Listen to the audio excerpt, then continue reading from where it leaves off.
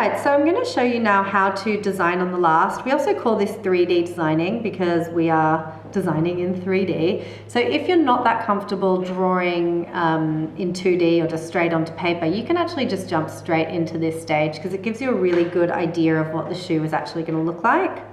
So I'm going to start off with a classic court shoe because it's really easy and I think it's a great place to start for beginners, and then we'll sort of bump it up and get a little bit more complicated as we go. So one place I like to start is from the back height here, and I'm just going to draw in some nice strong lines straight down the side.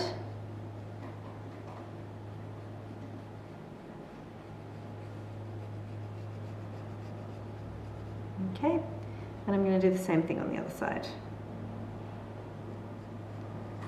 I'm completely doing this by eye. There's no sort of formula on exactly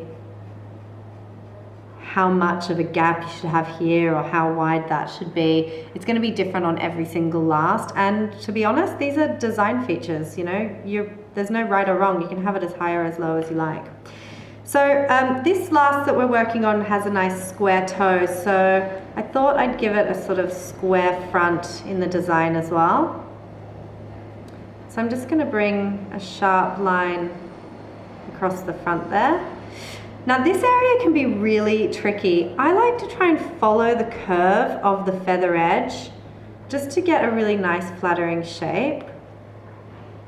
And sometimes we don't get this right first time, but that's why we use pencil and masking tape, so that if we make a mistake, we can rub it out and fix it.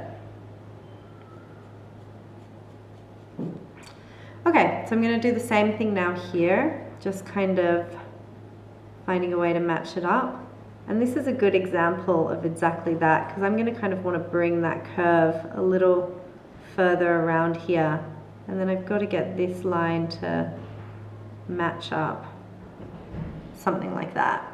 So as we go, we can just rub out any old lines so that we can really see our design as a whole.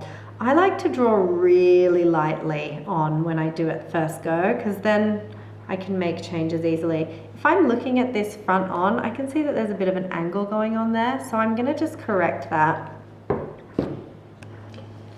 Okay, so I've just corrected that line and I've got it pretty perfect now. I'm pretty happy with that. You also just want to check the rest of the design and make sure that you're happy with where all these lines are sitting. I like to check it from this view as well and make sure the angle of those lines are going into the correct place. It's actually one of these things, it's not a symmetrical shape, and we want to try and make it look symmetrical, and we kind of have to do a lot of that by eye. So I'm pretty happy with that as a court shoe as it is. If you wanted to design another style on here, so for example, if I wanted this to be a slingback, you would literally just draw in a slingback design like that. If you wanted a peep toe, you would literally draw in a peep toe. Whatever kind of design you might want to have on there, you literally just draw it on. And that's the main sort of takeaway from this step at this stage, is that however you want your finished shoe to look, you should be drawing it on here like this. So this is how I want this finished shoe to look, but you can really spend quite a bit of time drawing on different designs and moving the angles of your lines around, or adding in panels and then taking them back out. However you want it to look, there's no right or wrong here.